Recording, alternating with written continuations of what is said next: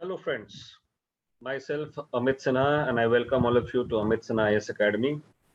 So, you can see on your screen itself, I am coming up with this particular segment, that is how relevant is the Manorama Yearbook 2021 for all of you from the prelims point of view. As the prelims examination is approaching, it is just after a month. You are supposed to write your prelims examination on the 10th of October 2021. So within a month, you have to revise a lot of things, but still, I would suggest you that you need to go through few of the pages of the Manorama Yearbook 2021 that I have prepared for all of you, considering the fact that the relevancy of those segments or those pages or those chapters for all of you from the examination point of view only. Fine. So in this way, this particular segment is going to be discussed with all of you. So you can see on the screen, we are going to discuss about Panorama Yearbook and its relevance for your prelims examination 2021. See, in the prelims examination, the relevance of this book has increased in the last couple of years, especially if you see the kind of questions which are being framed by UPSC for all of you. So exactly, this is the cover page of Manorama Yearbook 2021, which all of you are supposed to at least go through. Fine. And significantly, I would suggest you that in last couple of years, some of the questions, especially of science and technology, and some typical informations also have been asked by UPSC in prelims directly from Manorama Yearbook itself. Fine. So you can see what all chapters, what all segments are you supposed to go through. So this is the content of your Manorama book, and where I have already marked. So page number 257 and 259 is these two pages are relevant. All right, in Manorama book up to chapter number 4. Then if you can see, the chapter number 7 is very, very important for all of you. In fact, science and medicine is extremely important for all of you whosoever is writing the exam of UPSC, either of civil service or any other exam this year. ठीक है, तो आप लोगों में से जो लोग भी प्रीलिम्स का एग्जाम लिखने जा रहे हैं यूपीएससी का, चाहे वो सिविल सर्विस का हो, चाहे वो सीपीएफ का हो, चाहे वो किसी और एग्जामिनेशन का भी हो, आपको मनोरमा ईयरबुक के ये चैप्टर्स और ये पेजेस बहुत बहुत बहुत बहुत इंपॉर्टेंट है, और अब आपको कम से कम मल्टीपल टाइम्स इसको रिवाइज करके जाना चाहिए. Alright, now you can see chapter number 7 is important, chapter number 8 is equally very, very important, chapter number 9 and 10 are also very important. Fine, that's what actually is the relevance of these chapters. Then you have chapter number 13, where you have to read only few pages, like page number 539, page number 541 you are supposed to go through. Then similarly in chapter number 14, all of you are supposed to go through page number 593. That's very important page. It is important from every point of view, whether you write the prelims this year, you write the mains next year, or you go for interview next year. That is very, very relevant. That is about India and the fourth industrial revolution. That is extremely important for all of you. Similarly, chapter number 16, you have 652 page, then 668 page are equally important. All right, so you need to go through that page also. Then besides that, on chapter number 19, you can see you have pages like 768, 770. These are the factual information, and it is in the context of general knowledge. You need to go through these pages, all right, of chapter number 19. Similarly, in chapter number 20, the 20 chapter is extremely important because of the information that is given there in the context of 806, in the context of 8110, in the context of 811. All right, so that is what actually is the relevance of these pages. Then you have page number 830 and 835. Fine, that is from the chapter number 21 you are supposed to go through. Similarly, from chapter number 24 you are supposed to go through the information from the general knowledge perspective. Fine, so here you can see very easily you can see the page number 929. All right, so 929, page number 953, page number 1013, page number 1025 are relevant for all of you from your prelims point of view, and these are the GK related information.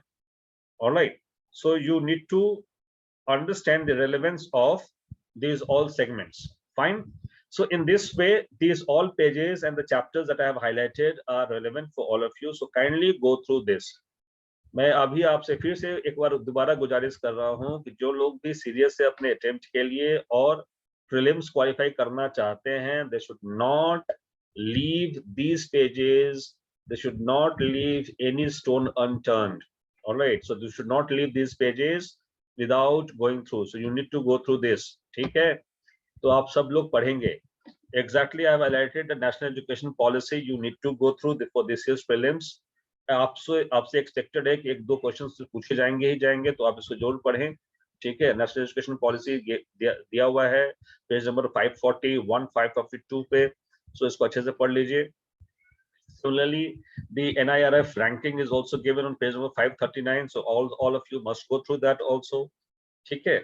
फिर ये एक बहुत ही important information है जो कि rank और precedence के बारे में बताता है, खासकर भारत में, कि ऑर्डर ऑफ प्रेसिडेंस जो होता है कि प्रेसिडेंट के नीचे कौन सा पोस्ट आता है, उसके नीचे कौन सा पोस्ट होगा, वो काफी इंपॉर्टेंट होता है. और खासकर जीके रिलेटेड क्वेश्चंस में ये कभी भी ये क्वेश्चन आपसे पूछा जा सकता है या पूछा जाता भी है.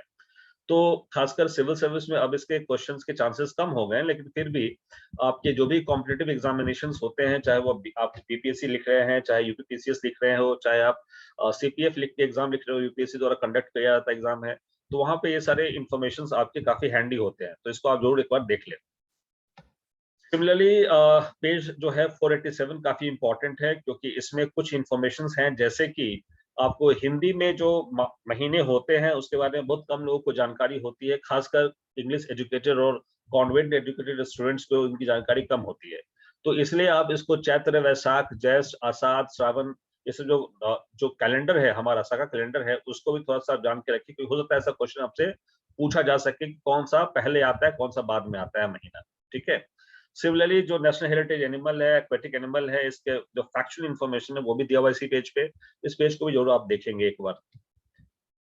फिर आपके पास जो national flower, river, tree, bird, fruit, animals है, ये सारे क्वेश्चंस शायद आपको डायरेक्टली यूपीएससी में ना पूछा जाए, लेकिन ऐसे इंफॉर्मेशंस आपको हमेशा याद रहने चाहिए. ठीक है, ताकि आप बाकी कोई एग्जाम अगर दे रहे हैं तो उसमें मिस्टेक्स आप ना करें. ठीक है. बाकी फिर आपके पास कुछ फैक्चुअल इंफॉर्मेशन है लैंड फॉर्म्स के ऊपर, कि सबसे बड़ा कॉन्टिनेंट क्या है, छोटा कौन सा है, सी बड़ा कौन सा है, छोटा कौन सा है. तो ये सारे जो है कुछ फैक्चुअल इंफॉर्मेशन जिसको हम जीके के इंफॉर्मेशन के बारे में जानते हैं, उसके अंतर्गत जानते हैं. तो ये जीके का इंफॉर्मेशन है जो आपको रखना चाहिए before you right any competitive examination, whether that also includes the prelims of UPSC. ठीक है. Now this is another very important information for all of you from geography. This question can be asked to you about the relevance of Earth's magnetic field anomaly, and then also El Nino, La Nino, very favorite questions of UPSC. All right, so इसको देख लेना है. So exactly I was talking about the India and the fourth industrial revolution. ये chapter आपको जरूर पढ़ के जाना चाहिए. ठीक है. ये बहुत ही इंपॉर्टेंट इंफॉर्मेशन मैं आपसे शेयर कर रहा हूँ. ये है आपका पेज नंबर 477 पे मनोरमा ईयरबुक में, जो मुझे लगता है कि ये क्वेश्चन डेफिनेटली इस बार प्रीलिम्स में आएगा, यूपीएससी के प्रीलिम्स में आएगा. वो क्वेश्चन है इन द कॉन्टेक्स्ट ऑफ इंजेन्युइटी और परसिवरेंस, जो दो जो कह सकते हैं कि जो सैटेलाइट, जो रॉकेट्स है जो लॉन्च किए गए थे अभी मार्स के लिए, तो उसमें आपसे पूछा जा सकता है कि इंजेन्युइटी और परसिवरेंस का क्या पर्पस था मार्स भेजने के कॉन्टेक्स्ट में. तो जैसे कि कुछ लोगों को पता होगा शायद कि इंजेन्युइटी जो है वो एक हेलीकॉप्टर था जो कि मार्स में पहली बार भेजा गया. ठीक है. और सिमिलरली परसिवरेंस जो है वो भी एक तरीके का कह सकते हैं सैटेलाइट था जो कि मार्स भेजा गया ताकि हम वहाँ के क्लाइमेट और वहाँ के सिस्टम को स्टडी कर सके. तो परसिवरेंस का जो है वो मेजर पर्पस था कि मार्स पे लाइफ है या नहीं है वो सर्च आउट करने का. और इंजेन्युइटी का जो मेजर पर्पस था वो था कि मार्स का जो एटमॉस्फेयर है वो कैसा है, कितना पतला है, कितना थिन है, कितना मोटा है, वो पता करने के लिए हम इंजेन्युइटी जो है हेलीकॉप्टर नाम का जो हेलीकॉप्टर के कॉन्टेक्स्ट में इंजेन्युइटी नाम का जो है एक यंत्र जो है हमने मार्स में भी भेजा है. इनफैक्ट नासा ने भेजा है. तो उस कॉन्टेक्स्ट में ये इंपॉर्टेंट है आप सभी के लिए कि इंजेन्युइटी और परसिवरेंस का क्या पर्पस था अभी भेजने के पीछे. ठीक है. तो ये आपको ध्यान रखना है, ये क्वेश्चन आपसे पूछा जाएगा इस बार के प्रीलिम्स में फॉर श्योर. फिर आपके पास स्पेस लॉन्च कुछ प्रोग्राम्स हैं जो कि नासा का भी है और खासकर स्पेस एक्स एलोन मस्क का भी कुछ प्रोग्राम है. तो ये सारे इंफॉर्मेशन आपके लिए टिपिकल है जो पूछा जा सकता है इस बार कि होप प्रोब किसने भेजा है, तियानवेन किसने भेजा है, आपको जैसे मैंने बताया परसिवरेंस किसने भेजा है, तो नासा ने भेजा है. तियानवेन चाइना ने भेजा है. होप प्रोब जो है यूएई ने भेजा है, ठीक है। सिमिलरली जो सिक्योर करके जो मतलब सैटेलाइट्स है वो भी किसने भेजा, वो एक कैपेला स्पेस कंपनी है यूएस की, उसने भेजा है, ठीक है। और वो न्यूजीलैंड से भी भेजा गया है, ठीक है। तो ये सारे जो इंफॉर्मेशन है इसमें दिया हुआ है जो टिपिकल है, और इनफैक्ट आपको जानकारी होनी चाहिए, जो जनरली आपको जानकारी नहीं रहती है अगर आप इन सारे टिपिकल सोर्सेस को रेफर नहीं करते हैं तब। उसी तरीके से कुछ कॉन्सेप्ट है blue moon, blood moon, super moon. So ये सारे कॉन्सेप्ट जो है पिछले दिनों काफी न्यूज में रहा था, तो उस हिसाब से भी आपको blood moon, blue moon, super moon का कॉन्सेप्ट क्या होता है ये आपको मनोरमा ईयरबुक में बहुत ही बेहतरीन तरीके से इसमें मिल जाएगा। और जो मैंने पेज शेयर किया है आपकी स्क्रीन पे, ये डेफिनेटली आप सभी को इसमें काफी इससे लाभ होगा। जिनके पास मनोरमा ईयरबुक नहीं भी है एटलीस्ट वो इसको पढ़ के एक बार जा सकते हैं प्रीलिम्स एग्जामिनेशन को देने के लिए, ठीक है। फिर आपके पास वेस्टर्न घाट के ऊपर कुछ टिपिकल इंफॉर्मेशन है, ठीक है, खासकर माधव गाडगिल पैनल रिपोर्ट के अनुसार और कस्तूरी रंगन पैनल रिपोर्ट के अनुसार। तो ये एक रिपोर्ट है जो आपको पढ़ लेना चाहिए कि वेस्टर्न घाट में एग्जैक्टली क्या हो रहा है और क्या होने वाला है आने वाले दिनों में। फिर आपके पास कुछ प्रोजेक्ट्स हैं जो एनवायरमेंटल कॉन्टेक्स्ट में काफी इंपॉर्टेंट है, ये सारे प्रोजेक्ट्स इंपॉर्टेंट है आप सभी के लिए। प्रोजेक्ट वल्चर काफी इंपॉर्टेंट है, ठीक है, डॉल्फिन इंपॉर्टेंट है, क्रोकोडाइल भी इंपॉर्टेंट है। तो ये सारी चीज जो है आपके लिए इंपॉर्टेंट है प्रीलिम्स के पॉइंट ऑफ व्यू से, तो इसको भी आपको एक बार पढ़ लेना चाहिए अच्छे से। फिर जब आएंगे आईटी के कॉन्टेक्स्ट में, तो कुछ डाटा के ऊपर कॉन्सेप्ट है कि मेटा डाटा क्या होता है, मेगाबाइट क्या होता है, टेराबाइट क्या होता है, गीगाबाइट क्या होता है। तो ये सारे क्वेश्चंस प्रीलिम्स से पूछे जाते हैं कभी कभी यूपीएससी में, और वो काफी लोगों के लिए परेशानी लेके आती है, क्योंकि लोगों को पता तो होता है कि मेगाबाइट और गीगाबाइट और टेराबाइट, लेकिन एग्जैक्टली कितने उसमें जीरो लगते हैं ये उनको आइडिया नहीं होता है। तो इससे दिक्कत आपको हो सकती है अगर आपने इसको पहले से नहीं देखा है तो। सिमिलरली 3D प्रिंटिंग, रोबोटिक्स के ऊपर भी जो है आपके लिए जो सेगमेंट्स है वो इंपॉर्टेंट है, ये सब आपको देख लेना चाहिए, इसमें दिया हुआ है काफी अच्छे से, ठीक है। और आर्टिफिशियल इंटेलिजेंस जैसे मैंने बताया, this is one of the most important topics for this years prelims and also for the mains. So artificial intelligence आप सभी को पढ़ लेना चाहिए काफी अच्छे से, ठीक है। ये एग्जैक्टली मैं बात कर रहा था कि प्रीलिम्स 2019 में इनफैक्ट ये क्वेश्चन पूछा गया था यूपीएससी के द्वारा कि ऑगमेंटेड रियलिटी और वर्चुअल रियलिटी में डिफरेंस क्या होता है। तो वो आप देख सकते हैं साफ साफ कि मनोरमा एयर बुक के इस पेज पे साफ साफ ये लिखा हुआ है कि augmented reality, drones, internet of things, blockchain, virtual reality, ये सब होता क्या है। तो ये सब इस पे दिखाया हुआ है, बताया हुआ है काफी अच्छे से। तो आप इसको एक बार जरूर पढ़ें इस पेज को, इससे आपको काफी सारे साइंस एंड टेक के क्वेश्चंस में हेल्प मिल जाएगा, ठीक है। फिर उसके बाद जब आप आगे बढ़ते हैं तो वाशनर अरेंजमेंट के ऊपर एक पूरा केस दिया हुआ है। तो एमटीसीआर वाशनर अरेंजमेंट जो न्यूक्लियर जो कह सकते हैं कि वेपन्स ऑफ मास डिस्ट्रक्शन है, उसके ऊपर जो इंटरनेशनल कन्वेंशन है उसके साथ क्वेश्चन बनने की संभावना फिर है इस बार। तो इसको जरूर देख लेंगे वाशनर अरेंजमेंट क्या होता है, कि इंडिया इसका पार्टी अब हो गया है, ठीक है। सो इसको आपको पढ़ लेना चाहिए, ठीक है। देन कुछ इंटरनेशनल कॉन्फ्लिक्ट्स हैं जो कि काफी न्यूज में रहे थे, जैसे नागोर्नो काराबाग कॉन्फ्लिक्ट। ये पूछा जा सकता है कि ये किसके किसके बीच में है, तो आर्मेनिया अजरबैजान के बीच में है, ठीक है। तो उसको अच्छे से पढ़ लीजिए, एक पेज में काफी अच्छे से समझाया हुआ है इसका कॉन्फ्लिक्ट। तो ये टिपिकल है, तो ये पूछा जा सकता है कभी भी। सिमिलरली अब्राहम अकॉर्ड्स काफी चर्चा में रहा है, और अब्राहम अकॉर्ड इससे चर्चा हो रहा है कि यूएई ने अभी साइन किया है इसराइल के साथ, और इससे पहले ऑलरेडी यूएई के पहले भी जो गल्फ नेशंस है, जो अरेबिक नेशंस है, खासकर बहरीन, इजिप्ट और जॉर्डन, उन्होंने अब्राहम अकॉर्ड साइन किया हुआ है इजराइल के साथ, जो कि माना जाता है कि एक पीसफुल ट्रीटी है, और इससे हमारा इजराइल और बाकी गल्फ नेशंस के बीच में जो है रिलेशन इंप्रूव करेगा। और इसका इम्पैक्ट इंडिया के रिलेशन पे भी पड़ सकता है या पड़ेगा आने वाले दिनों में, in terms of improving the bilateral ties with the gulf Nations particularly, ठीक है। तो अब्राहम अकॉर्ड किस किस के साथ किस किस के बीच में साइन हुआ था, उसका फॉर्मूला याद रखिएगा, बूजे, BUJE. Buje is the formula. What is the Buje? Buje stands for Bahrain, U for UAE, J for Jordan, E for Egypt. तो ये बूजे फॉर्मूला आपको याद रखना है कि अब्राहम अकॉर्ड्स इजराइल और बूजे के बीच में साइन हुआ है ऑलरेडी, ठीक है। हरिकेन सियारा जो है ये न्यूज में था, तो इसको सियारा कहाँ आया था ये शायद पूछा जा सकता है आपसे प्रीलिम्स में भी, तो इसको थोड़ा सा ध्यान देख लीजिएगा, ठीक है। INS शार्दुल ये भी न्यूज में था, तो इसमें ऑपरेशन समुद्र सेतु क्या था ये आप पूछा जा सकता है आपसे, इसको भी थोड़ा एक बार पढ़ लीजिएगा, जो मैंने ऑलरेडी हाईलाइट किया हुआ आपकी स्क्रीन के सामने, ठीक है। इसके अलावा कुछ ऐसे टिपिकल डिजीज हैं, ऑफ कोर्स कोरोना वायरस तो काफी डिजास्टर्स रहा ही है, लेकिन इसके अलावा भी कुछ ऐसे डिजीज हैं जो काफी डिजास्टर्स रहा है पूरे वर्ल्ड में और इंडिया में भी। लेकिन chikungunya, Zika virus, Ebola virus, Lassa fever probably आपको पता नहीं होगा, लेकिन इसमें दिया हुआ है तो आप पढ़ेंगे जरूर इसको।